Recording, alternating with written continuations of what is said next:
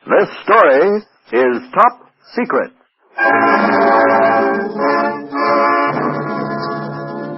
Top Secret, starring lovely Ilona Massey as the Baroness Karen Geza, in transcribed stories of intrigue and espionage set in 1950s war of ideas and ideologies.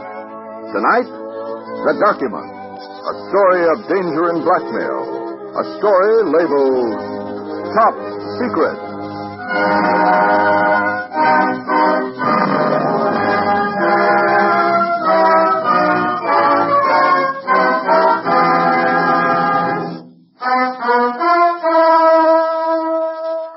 Assignment 15 began with the theft of a document of immense importance. It began with my doing something I had no right to do. It began with a telephone ringing in a strange house. I was sitting in Harrison Arden's den in his vast house on Fifth Avenue, New York. It was a small room, but all around me were the signs of great wealth. A hand-carved desk, oil paintings, softly lit. The telephone stopped ringing. I realized it had been answered somewhere else in the great house. And then I got one of those hunches. I had a feeling that this phone call was important, that it would give me a clue to the theft of the document. For a moment I hesitated. It is not difficult for people having a telephone conversation to tell when an extension has been lifted. But I had to risk it. I had to find out what was going on in this magnificent house. Gingerly, I lifted the receiver and listened. Going to wait any longer, Jimmy? You don't have to. I got it. You're sure? Yes, I'm sure. Well, bring it to the club tonight. I'll give you the letter. What's the address again? The Cheerio Club on 51st between Madison and Park. I'll be there in an hour. And Adele. Yes, Jimmy. Don't phone here again. This is the end of it, you understand? It's finished. Goodbye, Jimmy. Adele. Hello? The Jimmy was Harrison Arden's son. I sat there with my mind in a whirl trying to put together the conversation I had overheard. I had met Harrison Arden twice before. I remembered him as a strong, quiet man. As president of Arden Oil, he was listed as the third richest man in the United States. I sat in the little den, waiting for him and wondering. My dear Baroness, I'm terribly sorry to have kept you waiting so long. Oh, don't apologize, Mr. Arden. I realize you're very busy. Intelligence has assigned you to the case. Yes. What do you want to know? I'd like you to tell me the story from the beginning, please. The document is immensely important. It's virtually a secret treaty with Iran. Yes. The Arden Oil Company is leasing and developing certain oil fields in Persia for the United States. Only 4 copies of the agreement were made. The Shah of Iran has one, his finance minister has a second, the State Department has the third, and until 24 hours ago, I had the fourth. Where did you keep it? In a wall safe, behind that painting. A document like this in a wall safe? Well, it seemed a reasonably secure place. When was it stolen? 24 hours ago. Besides you, who has the combination of that safe? No one. Who else lives in this house? My son James and 5 servants. Would your son have an opportunity to get the combination of that safe? Baroness, are you suggesting... It is my business to suspect everybody. My son will someday inherit an empire of oil, a capital investment that runs into the billions. He has never done a dishonest thing in his life. I'm sure he hasn't. Tell me, to whom would a copy of this treaty be the most use? Russia. Why? That I cannot tell you. It's one of those things the public never hears about yet, which finally affects the lives of every single one of us. Hello, Dad. Sorry to interrupt. Thought I'd say good night. Dear boy, you couldn't possibly interrupt. Baroness, my son James. Baroness Geza. How do you do? How'd you do? We were supposed to have met once at a party Lady Mendel gave. Yes. Yeah, then I had a polo accident and couldn't go. I'm sorry. How do you feel, Dad? Better, much better. You get to bed early now. Yes. You promised. Yes, I promise. Now run along. By the way, where are you going? Well, Marjorie and Irene call me Madam. Well, you have a good time. Good night, Baroness. I'm very pleased to have met you at long last. Don't keep Dad up too late now. I won't. I'll be home right after the theater, Dad. Good night. Good night. Good night. You wonder that I'm proud of him, Baroness? Of course I don't.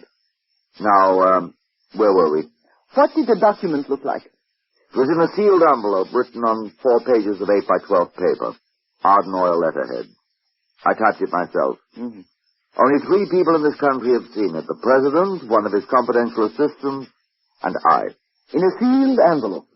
It is absolutely top secret. Mr. Arden, I think I can promise you the document back. You see, I know who took it.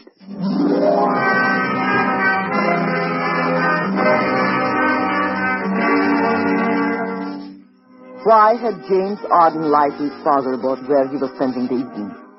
I had heard him arrange to meet a man at the Cheerio Club on 51st Street. Why did he say he was going to the theater? People lie about little things only when little things are important. I left the Arden house on 5th Avenue and took a cab to the Cheerio Club. I pretended not to notice James Arden until after I had sat down beside him at the bar. Baroness, are you following me? Why, hello. I didn't notice you. Didn't you? No. How extraordinary to meet you like this. Yes, isn't it? May I have a drink, please? Certainly. Scotch and water. Bartender, scotch and water here, please. Yes, Mr. Arden. Are you working for Dad? No, but he's advising me on some investments. Oh, he ought to know. I think so. You're sure it's investment? Positive.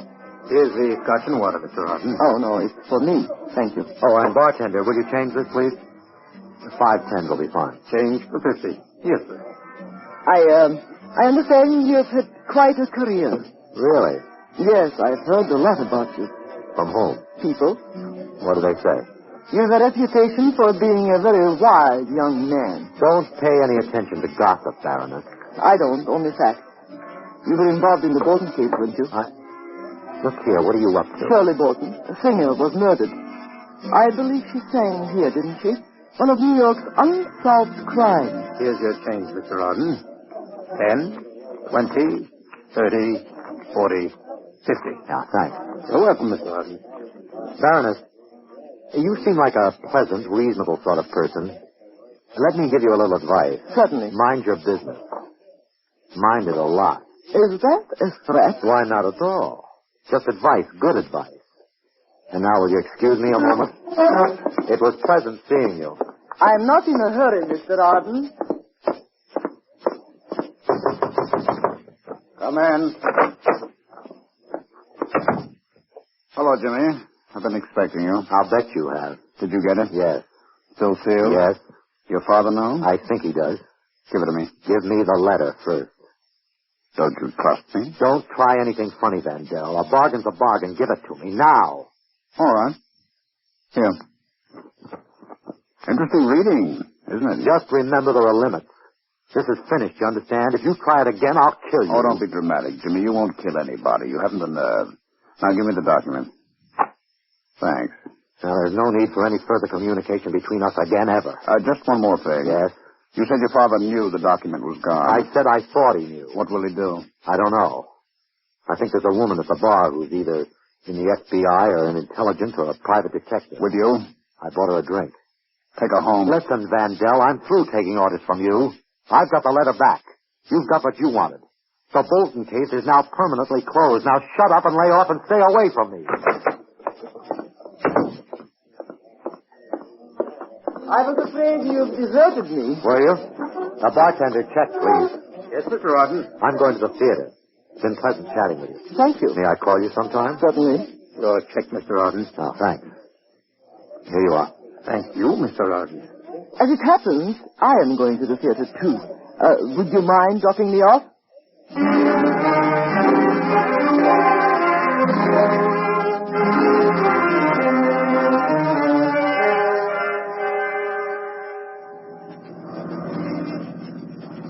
Baroness, you lied your way into this lift, didn't you? Yes, I did. You're not going to the theater at all, are you? In fact, I don't think... Are you crazy? You are not going to the theater either. Put that gun away. Are you out of your mind? Drive to my apartment, Park Avenue and 73rd. Who the devil do you think you are, and what in place... Miss Arden, there are two things you can do. You can do as I ask or get shot. I have a license to carry this gun. I can tear my dress, muff my hair, rip off my necklace, scream and shoot. I will say for self-defense that you attacked me in your car. If you don't think I'll get away with it, you're crazy. Well, Mr. Arden. Okay. You win.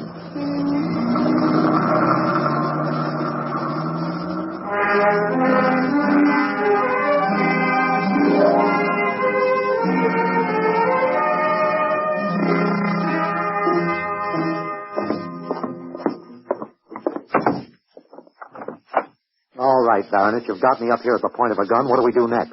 Your billfold. Give it to me. What? Your wallet. Is this armed robbery? Look, Mr. Arden, I'm in business. I saw you change a $50 bill in the bar. So what? Then you left the bar and came back. And you got your wallet out again to pay the check. There was a piece of paper in it. A piece of paper that hadn't been there when you changed the 50. Give it to me. I will not. Give it to me. Try and get it. I want that piece of paper, and I want it now, right now. Otherwise, You haven't got the nerve to shoot that. You maniac. Give it to me. Next bullet wants me. Look, Baronet, believe me, it's nothing. Give it to me. It's all right. You got this from Art Van Dell, didn't you? No. You did. When the orchestra finished playing, you got up and left the bar. Art Van Dell is the orchestra leader. You talked to him. Look, I was in a jam. I was in trouble. I didn't do anything wrong, honestly. Don't do anything wrong now, Mr. Arden. Just stand still. Dear Shirley, before I let you walk out on me like this, I'll kill you. I've thought about it all night and... Oh.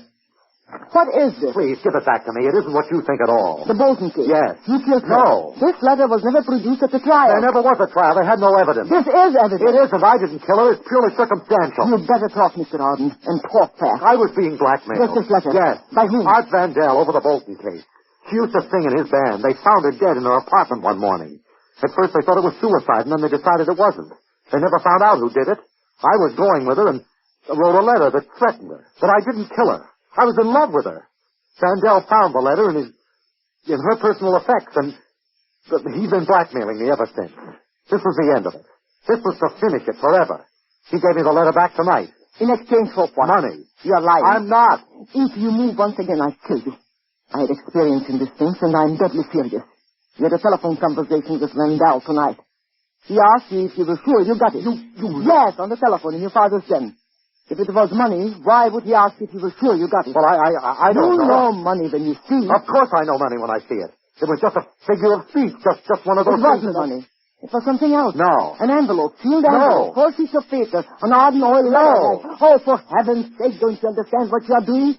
Don't you realize we are living in the most dangerous times the world has ever known? It was money. I swear it was money. Oh, you do you? What are you doing? Phoning the police. Oh, no, don't. Yes, first the Bolton case should be reopened. Please, don't. Don't move, Mr. Arden. If you force me to shoot again, I'll... Don't phone the police, please. All right. I took it. And give it to Van Dell. Yes. Why did you want it? He's in the oil business. Art Van Dell was born in Sofia. He was arrested as a spy 8 months ago, but was released for lack of evidence. You have given a foreign agent a top-secret document, which is the property of the U.S. State Department. Do you know what that is? I had to. They could arrest me. Maybe they could even electrocute me. Don't you know what it's like to be suspected for murder? Maybe to be convicted when you didn't do it? I didn't kill her. I didn't. Which charge do you think is the more serious? What do you mean? Murder or treason?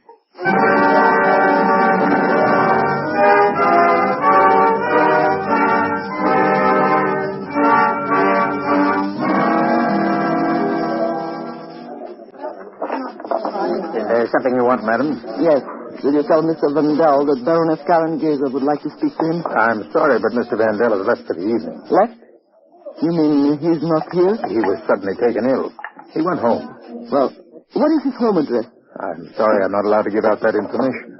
I assure you, Mr. Van Dell will be glad to see me. Very glad. I'm sorry, but... I would, with $20 help. Well, Besides, Mr. Van Dell will be delighted to see me. 918 East 64th Street.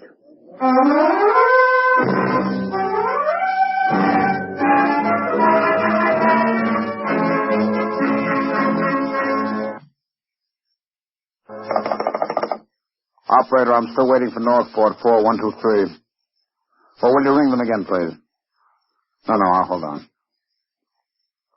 Hello, Carl. I got it. Yes, from young Jim Arden. I'll bring it out to Northport right now. When's the next train? Where'll I write it down? Northport. 12:14. That's, Penn Station, isn't it? Right. Will you meet me?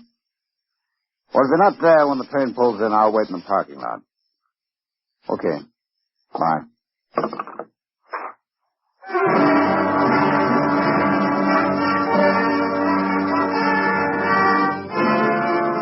I took a cab to Vandal's apartment on 64th Street.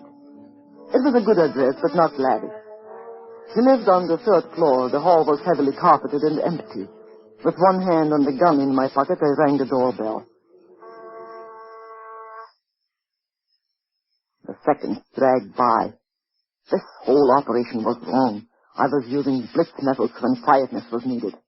But the situation was desperate. I became even more desperate when I realized Vandal was not at home. Every spy saw such things as lockpicking, and I had in my bag a small kit that properly used would open almost any door.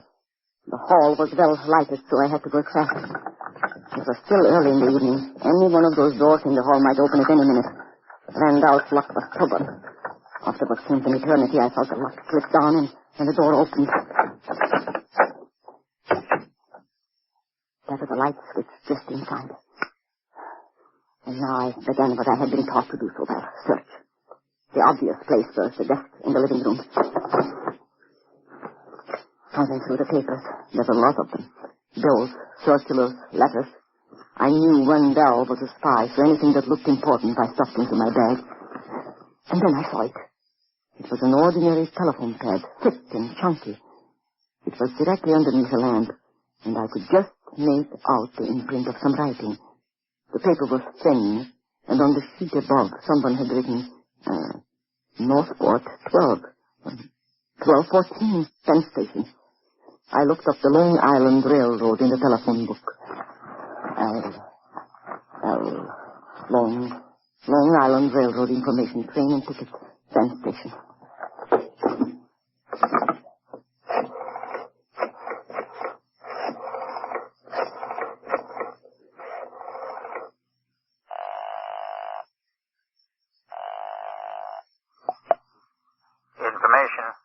When is the next train for Northport, please? Northport? Yes. That's the Port Jefferson train, 12:14. Thank you.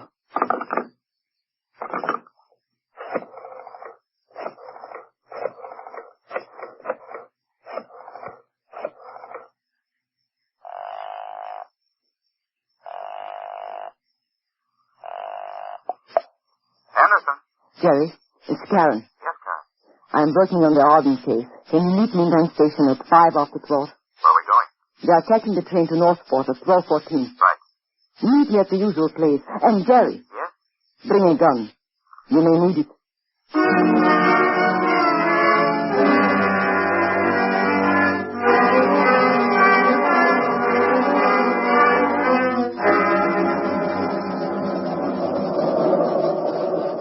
What do you want me to do, Karen? There is a man on this train named Vandal, Art Vandal. Do you know him? He was the one we picked up last January? Yes. Yes, I know him. Testified at his trial. We knew he was a spy, but didn't have enough on him to put him away. We will this time. Has he got the Arden Oil agreement? Yes. Look, why don't I have the conductor phone ahead to Northport? Have the police picked up Vandal when he gets off the train? No, that's no good. Why not? The terms of the treaty with Iran are absolutely top secret. If he has read the treaty, he has to die. Now, tonight. Why? Because he'll talk. If the terms of the treaty are made public, Iran will break things off. Maybe Vandal has talked already. I doubt it. I don't think he's had a chance to talk to anyone. Besides, I think he's a long way from being the boss. He's working for somebody bigger, much bigger. You're sure he's on the train? No. That's what we've got to find out. I tell you what, you work towards the engine and I'll work towards the back. Right. And, what do I do if I see him? Nothing. If you see him come back to this seat, I'll do the same. I'll get started. If you see him, don't speak to him. Just meet me back at this seat in 10 minutes. Right. Excuse me. Tickets, please. Your tickets, sir. Oh, yes. Sure, Conductor. Figures, all these, please.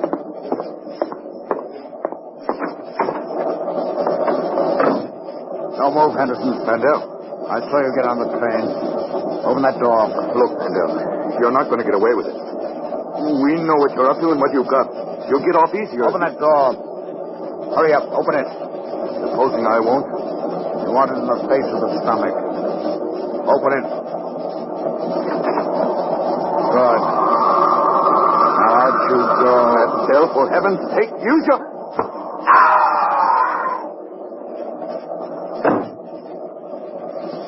That takes care of Mr. Henderson.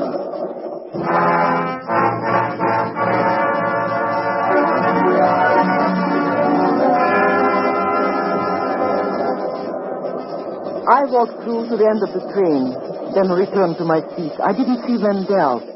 After 10 minutes had passed, and Jerry Henderson didn't return, I walked through to the other end of the train to look for him.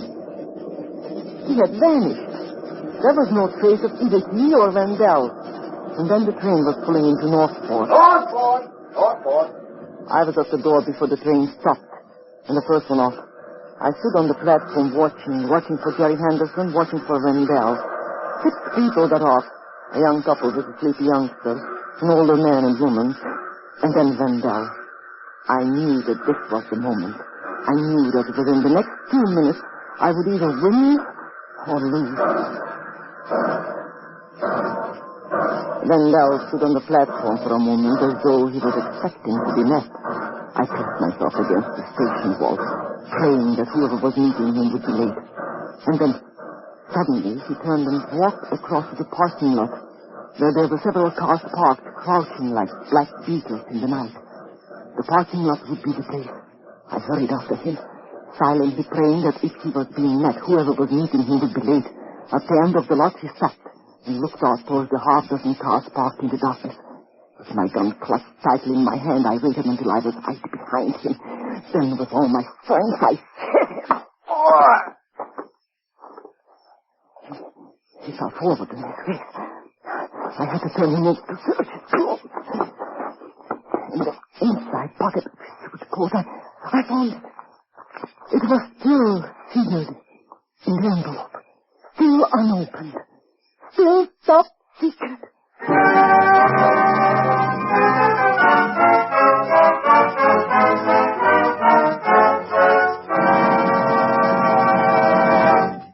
Vandell, I can't. There isn't another copy of it. Your father can get one. No, he can't. I tell Listen, you. Jimmy. I was mugged last night at the Northport station. The document was taken. I think it was a woman. She'll bring it back to your father, and I'm going to be here. Vandell, you promised. You gave me the letter. You've got no proof now. Why can't you leave me alone? I've got 3 photostats of the letter you wrote Shirley Bolton. You what? Photostats, 3 of them. Vandell, you can't do this. Please. Can't I? I'll get it back. I'll do anything. They'll get you for it, Jimmy. They'll put you in that black steel chair, put electrodes around your legs and around your head. But I didn't kill her. I didn't kill her. I loved her. I was going to marry her. I don't think a jury will believe you. I'll get it back. Honestly, I'll get it back. You know this woman? Yes, she's working for Dad. I think you'd better wake your father up. Listen, Vandell, she's coming here for lunch today. She'll bring it. I know she will. Now, please, go. I'll get it for you. I promise I will. I'll do anything you say. Just get out of this house. All right. But I'll expect you to bring the document to my apartment right after lunch. Remember, right after lunch.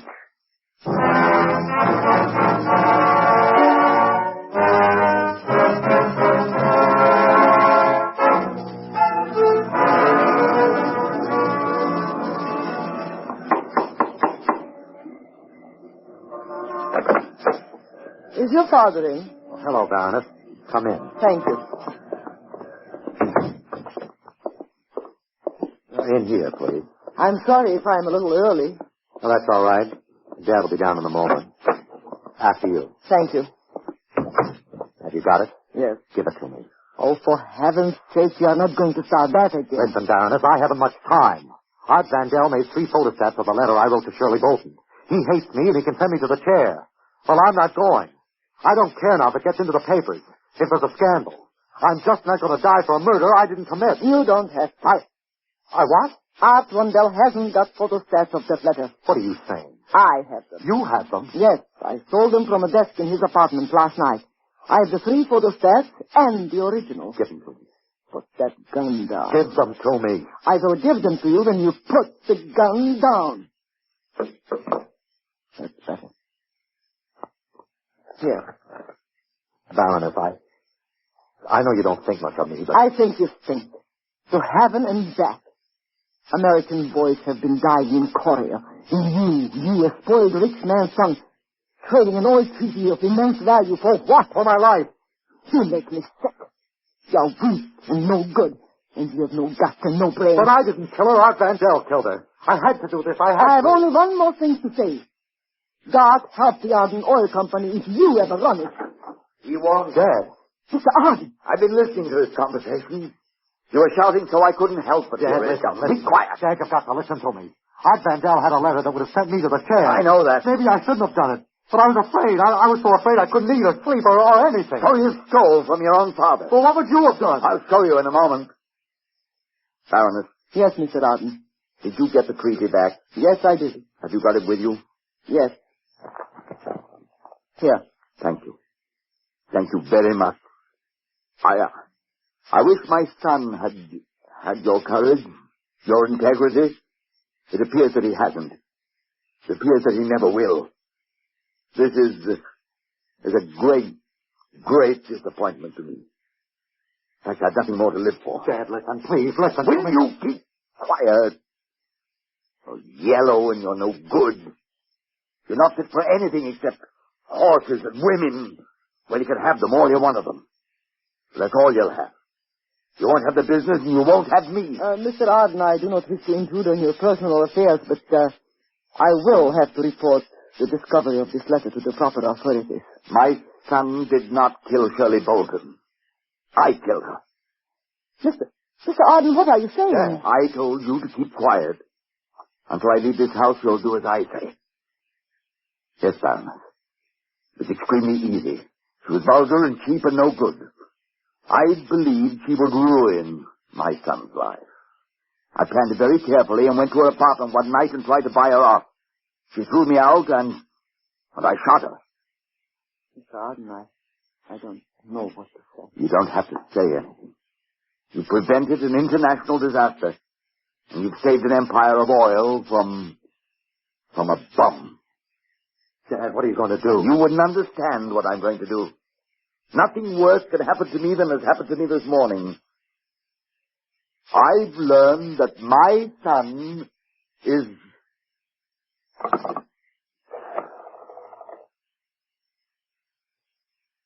Hello. Operator? Get me the police department. I don't feel like dialing it. I want to confess to a murder.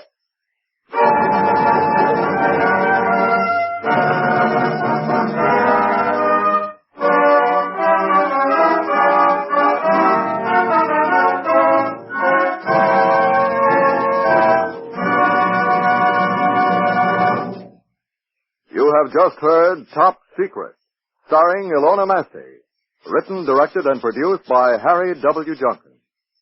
Here is Miss Massey to tell you about next week's Top Secret. Next week, a story of the strange fascination of the Orient, woven into a horrible pattern of intrigue and terror. A story of the teeming mystery of Shanghai, the most fabulous city on earth. A story that is Top Secret.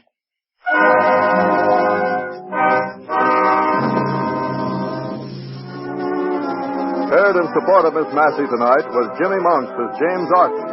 Others in the cast were Horace Brown, Ralph Bell, Donald Buca, and Cliff Owen. The music was composed and conducted by Dr. Roy Shields. And this is Lionel Rico speaking.